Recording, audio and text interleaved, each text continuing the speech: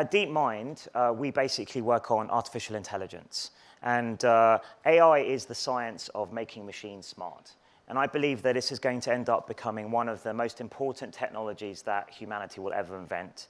But before I get into that, because this session is called The Theory of Everything, I thought I would start with a little bit of an explanation of my personal journey to how I got to this point and why I've decided to dedicate my life and career to work on this problem.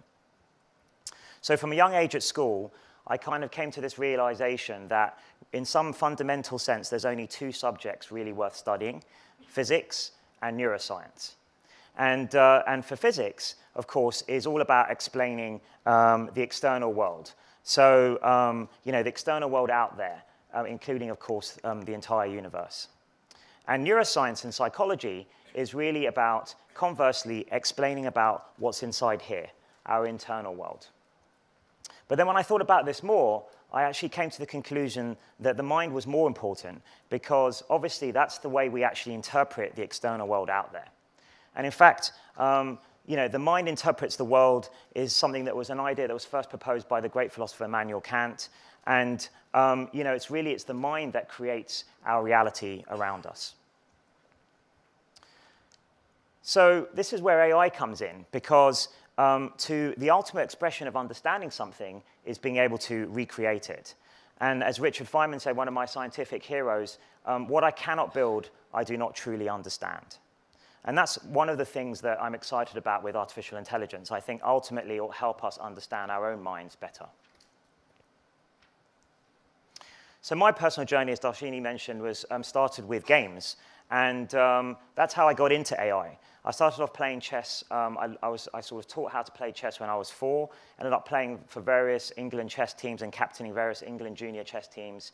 And by the age of 12, I was a chess master. And the thing is, when you teach a kid from a very young age how to play chess, and if they have quite a reflective personality like I had when I was young, you can't help but thinking and introspecting about what it is about your mind that is actually coming up with these moves. What are the mechanisms that allow you to make these plans in such a complex game as chess?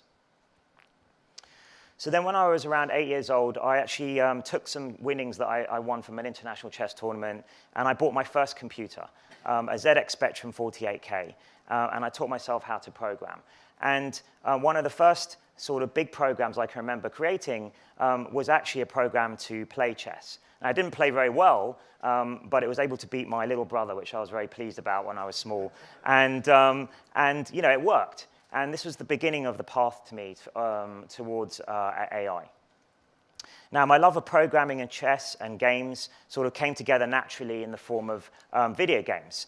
And my first career was in creating and designing video games. And I did this for 10 years, and I wrote several best-selling games. But probably my most famous game I wrote was called Theme Park, which I wrote when I was 17. And this is one of the first games to use artificial intelligence as the main gameplay component. So this game came out in the mid-90s, in 94. And the idea of the game was that you designed your own Disney World, and thousands of little people with their own desires and characteristics came into that Disney World and judged and decided how much fun they had in your theme park. And then if they would go and tell their friends, and they would come the next day. So this game spawned a whole genre of games called management simulation games, and really sort of started this whole genre of creative games where instead of shooting and killing things in games, actually you create and built stuff yourself, and the game would react to how you played the game. So no two people ended up with the same game because the AI adapted to how the player played it.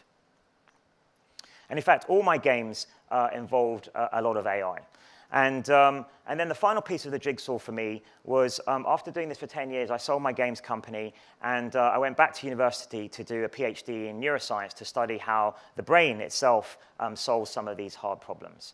And I decided to focus, I chose as my topics imagination and memory, and an area of the brain called the hippocampus, which is responsible for imagination and memory, because these are capabilities, two of the capabilities that we don't know how to do very well in AI. And I wanted to see and get some inspiration for how the brain actually solves these problems. So after a couple of postdocs at MIT and Harvard, I then decided that I had all the ingredients and the components to start DeepMind and actually attack the AI problem head on. So all these experiences then culminated in 2010 in me co-founding DeepMind.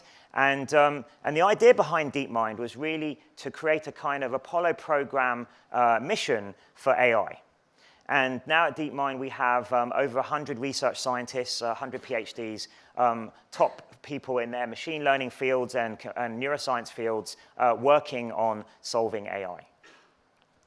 And the type of AI we work on is this neuroscience-inspired AI, so inspired by how the brain works at a very high level, a systems level. So one way we articulate our mission at DeepMind, it's very easy to articulate actually, but obviously it's hard to do, is a kind of two-step process. So step one, solve intelligence, and then step two, use it to solve everything else. And I'll come back to that right at the end, why that's not so as fanciful as it might seem. So more prosaically, how is it that we're going to practically do this? Well, we're going to go about doing this by trying to build the world's first general-purpose learning machine. And the two key words here are the words general and learning. So all the AI that we do at DeepMind involves learning algorithms. So these are algorithms that learn automatically how to master tasks from raw data. They're not pre-programmed or handcrafted in any way. So that's unlike most AI out there that you've heard of. There's also the second part. We enforce this idea of wanting the system to be general. So i.e., the same system or same set of algorithms can actually operate across a wide range of tasks. Now, AI, of course, is a big buzzword at the moment. And there have been some big achievements in AI that you'll, of course, be aware of, like Deep Blue beating Garry Kasparov in the 90s, and then more recently, IBM's Watson besting the Jeopardy contestants. But in our opinion, that's still examples of what we would call narrow AI. So this is AI that has been specifically tailored or built to tackle one problem and one problem only. And the hallmark of sort of artificial general intelligence, the type of AI we work on, is that it's built to be flexible and general and adaptive from the ground up. So there's no special casing or pre-programming involved of the task involved. It has to learn everything from first principles. So we sort of think about the intelligence problem within this framework called reinforcement learning. And it's a very simple framework to describe. I'm just going to describe it with this simple diagram. So on the left-hand side here, you have the system itself, the AI system. And the AI system finds itself in some kind of environment that it's trying to achieve a goal in. And that environment could be real world or virtual.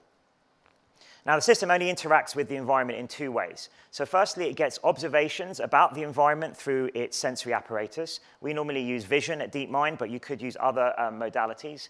And these observations are always noisy and incomplete. So unlike the game of chess, the real world is actually very noisy and messy. And you never have full information about what's going on. And the job of the system is to build the best model of the world out there, statistical model of the world out there, based on these noisy observations. And once it has that model of the world, the second job of the system is to pick the best action that will get it closest towards its goal from the set of actions that are available to it at that moment in time. And once the system has decided which action that is, it outputs that action gets executed, it may or may not make some change to the environment, and that drives a new observation. And this whole system, although it's very simply described in this diagram, it has lots and lots of hidden complexities. And if we could solve everything behind this diagram, that would be enough for intelligence. And we know that that's enough for intelligence because this is the way that all mammals, including humans, learn. And in humans, it's the dopamine system in our brains that implements reinforcement learning. So I'm just going to show you a couple of videos of the algorithm working. But before I show you that, I just want to explain clearly what it is that you're going to see. So we used games as a test bed for testing the intelligence of our algorithms. And in order to have true thinking machines or cognition, a system has to be embedded in sensory-motor data streams, sensory-motor reality. And it has to figure things out for itself. So games are actually quite a perfect setting for this. And in fact, we used Atari games from the 80s, classic Atari games from the 80s, which are very challenging, were designed to be challenging to humans, but are not so complex that our AI algorithms couldn't make progress with them. So So what I'm going to show you is the AI playing these Atari games. But the only thing the system gets is the raw pixels as inputs. So it's just like a human looking at the screen, seeing all the pixels on the screen. So there's about 30,000 numbers per frame. Because the screen's 200 by 150 pixels in size. And the goal here is to simply maximize the score. Everything is learned from scratch, and we insist that the same system plays all the different Atari games, the hundreds of different Atari games. So I'm just going to run this video now, this 1-minute video. This is Space Invaders, the most iconic game probably on Atari. And this first minute, this is before the first time the AI has ever seen this data stream. So don't forget, it doesn't know what it's playing, it doesn't know what it's controlling. And you can see it's actually losing its 3 lives. It's controlling the rocket here at the bottom of the screen. And it's losing its 3 lives immediately because it doesn't know what it's doing. But after you leave it playing overnight on a single GPU machine, you come back the next day, and now it's superhuman at the game. It's learned for itself through experience how to play. So you can see now every single shot it fires hits something. It can't be killed anymore. It's worked out that the pink mothership that comes across the top of the screen in a second is worth the most number of points. And it does these amazingly accurate shots to do that. And you can, if those of you remember Space Invaders, as there's less of them on the screen, they go faster. And just watch the last shot that it does, the rocket does. There's this predictive shot to hit the last Space Invader. So you can see how perfectly it sort of modeled the game world and that data stream. So accurately, it can predict ahead of time what is going to happen, just from the pixels on the screen. So this is the second video. It's my favorite video, actually. So this is a game of Breakout. And there's more gradations here of the agent getting better, the system getting better. So this is after 100 games. So just 100 games. And you can see, again here, the system is pretty terrible. But you can probably convince yourself that maybe it's starting to get the hang of the fact that it should move the bat towards the ball. Now this is after 300 games. So it's now hitting the ball back pretty consistently. And it's almost never missing. So it's about as good as the best humans can be at this game. And then we thought, that's pretty cool. But what would happen if we just left the machine playing the game for a couple more 100 games? And this amazing thing happened. What happened was it discovered the optimal strategy was to dig a tunnel around the left-hand side here and then send the ball, with this unbelievable accuracy round the back. So that's really cool because actually the brilliant programmers and researchers who are on this program, they're brilliant at programming and coming up with algorithms, but they're not so good at playing Atari. So they didn't actually know that strategy for themselves. So this is something that their own creation taught them. So, all this work was then actually published on the front cover of Nature a couple of months ago, which is the biggest science journal in the world. And so if you're interested to read more about these details, you can check it there. And then now we're moving on to adding capabilities in like concepts and learning abstract concepts and long-term memory. So, and these are things that are inspired by my work and other people's work in neuroscience and around mimicking the workings of this part of the brain called the hippocampus. And of course, we're not just building these algorithms just to play Atari games. We're moving now towards 3D games, Go, simulations, and then ultimately real robots at some point. And more near-term in terms of applications, we're using it to improve recommendation systems like on YouTube, and also moving into healthcare, predictive healthcare applications. Now, I just want to end by talking a little bit coming back to this theme of theory of everything. So I think, two of the biggest challenges facing society today, facing us as a society, are information overload. Just the sense that there's so much data around. Everyone talks about big data, but the problem is what to do with it once you have it all. And I think loads of areas like genomics and entertainment, are all sort of suffering from this deluge of data. How do we sift through this data to find the insights in that data? And of course, personalization technologies are one of the technologies that's trying to help us with that, but they don't work very well at the moment, partly because they're not very personalized and they work by sort of averaging the crowd. Secondly, there's the problem of system complexity. Many of the systems we would like to master as a society, like climate, disease, energy, economics, even physics, are getting so complex now, it's difficult for even the best and the smartest humans to master it in their lifetimes and still leave enough time for them to innovate. So one of the reasons I work on AI and why I think it's going to be one of the most important technologies out there is that solving AI is potentially a kind of meta-solution to all these other problems. We can use it to help us solve all of these other problems. And the dream for me, the thing I get most excited about working on AI is in the future being able to make and create AI scientists or AI-assisted science, making that possible, working in tandem with human experts and human scientists. Now, of course, there's been a lot of news at the moment about ethics around AI, and like with all new powerful technologies, it must be used ethically and responsibly. And we're actively researching and doing these things, and we have an ethics board that governs the use of this technology. But the technology itself is neutral. It's always how humans use this technology that ends up deciding whether it's ethical or not. And of course, human-level AI is several decades away, but we should start the debate now. I just want to end by just sort of talking about, we sort of joined forces with Google early last year. And Google's mission statement, of course, is to organize the world's information and make it universally accessible and useful. And one reason we decided to join forces with Google was that we felt our mission fitted very well with this mission. And one other way of sort of describing that mission is to think about empowering people through knowledge. And another way to think about this kind of AI, or artificial general intelligence, is that it's a process that automatically converts unstructured information into actionable knowledge.